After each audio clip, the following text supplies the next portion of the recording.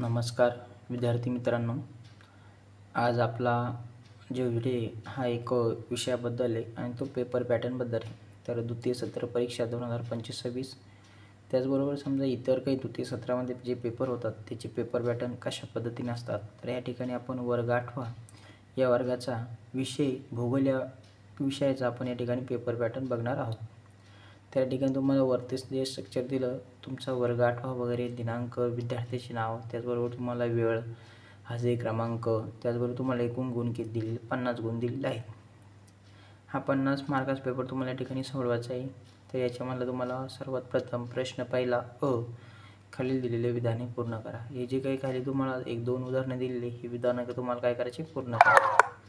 जन्मदर मृत्यूदरापेक्षा अधिक असल्यास लोकसंख्येमध्ये बघा, लोकसंख्या टिंबटिंब होती समजा, काय तुम्हाला या ठिकाणी योग्य पर्याय निवडायचा आहे. नंतर खाली सुद्धा तुम्हाला दिलेले आहे, समाजात आधुनिक तंत्रज्ञानाचा प्रसार घटकावर अधिक अवलंबून असतात. समजा जे काही योग्य पर्याय असेल तर तुम्ही निवडायचे. त्यासाठी तुम्हाला एकूण गुण आहे 2. त्याचबरोबर प्रश्न पहिला तुम्हाला खालील प्रश्नांची सविस्तर उत्तरे द्या.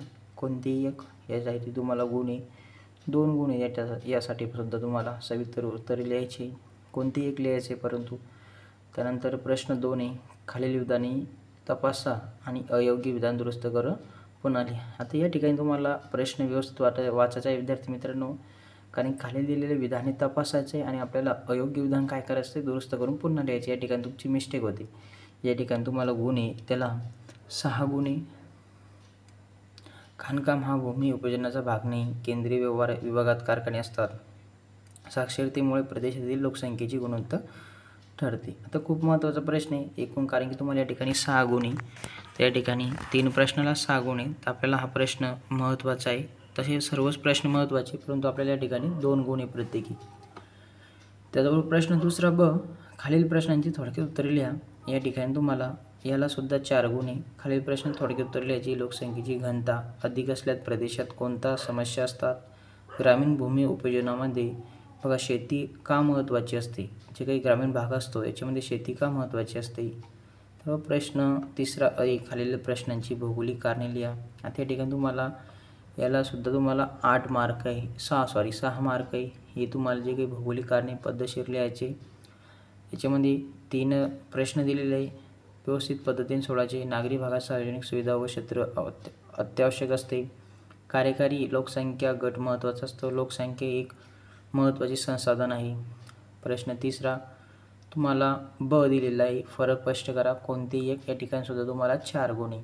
तर व्यवस्थित पद्धतीने तुम्हाला हा फरक स्पष्ट करायचा आहे, व्यवस्थित कॉलम वगैरे आखून. त्या ठिकाणी मध्यम उद्योग आणि अवजड उद्योग यामधला फरक स्पष्ट करायचा आहे.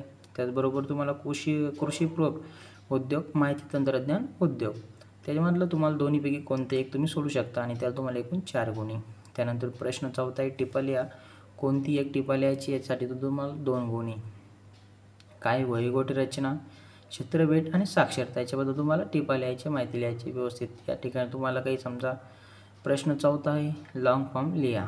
त्या ठिकाणी तुम्हाला काय करायचं आहे, लॉंग फॉर्म लिहायचं आहे. या ठिकाणी थोडी मिस्टेक झाली. प्रश्न 4 आणि लिहिण्यामध्ये ते समजून घ्या तेवढं. प्रश्न असाच आहे, फक्त प्रश्नामध्ये तुम्ही थोडीशी मिस्टेक झाली ते व्यवस्थित करून घ्या. परत याला गुण 4 आहे. तुम्हाला पहिला प्रश्न आहे समजा या ठिकाणी लॉंग फॉर्म HDI जे काही समजा याचा अर्थ असेल ते तुम्ही लिहायचं, लॉंग फॉर्म लिहायचं.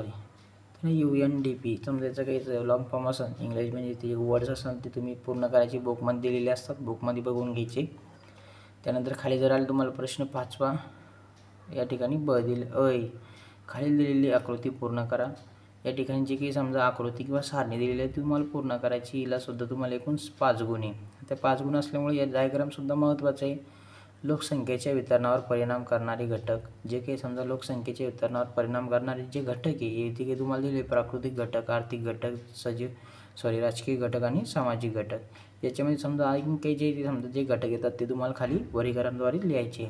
त्यानंतर प्रश्न 5वा आहे, तुम्हाला आकृती काढा व नावे द्या. की शेवटचा प्रश्न आहे ते सुद्धा तुम्हाला 5 मार्काला आहे. आकृती काढायची. या ठिकाणी तुम्हाला दिलेलं आहे महाराष्ट्र राज्य भूमी उपयोजन 2010-11 याच्या ठिकाणी जे काही बुकमध्ये तुम्हाला आकृती दिलेली असेल ते ठिकाणी तुम्हाला दाखवायची, की महाराष्ट्र राज्याचं जे काही भूमी उपयोजन झालेलं 2011 नुसार ते तुम्हाला त्या ठिकाणी डायग्राम काढायचा आहे. आणि तुम्हाला तोंडी परीक्षा आहे 10 मार्काची, अशी एकूण 50 मार्काची, लेखी 40 आणि तोंडी 10 एकूण 50 मार्काची. तर विद्यार्थी मित्रांनो, पेपर पॅटर्न कसा वाटला कमेंटमध्ये नक्की सांगा आणि तुम्हाला बेस्ट ऑफ लक.